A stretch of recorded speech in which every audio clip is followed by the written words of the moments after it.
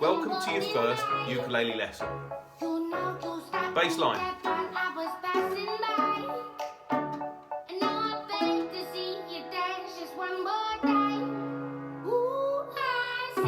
Second fret, third string.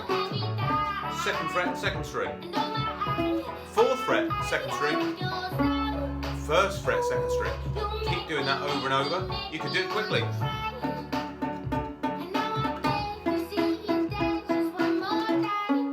If you like. So that's the bass line. Here are the chords. Okay, melody on the top.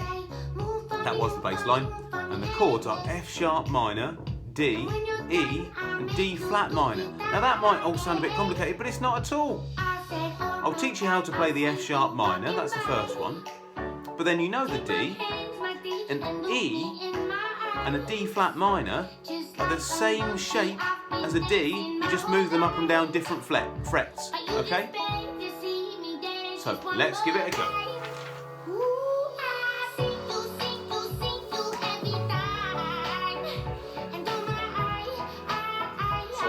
Chord is an F sharp minor, which is 2, 1, 2, 0. Okay, so going from the nearest string to you, second fret, first fret, second fret, 0. Here we go.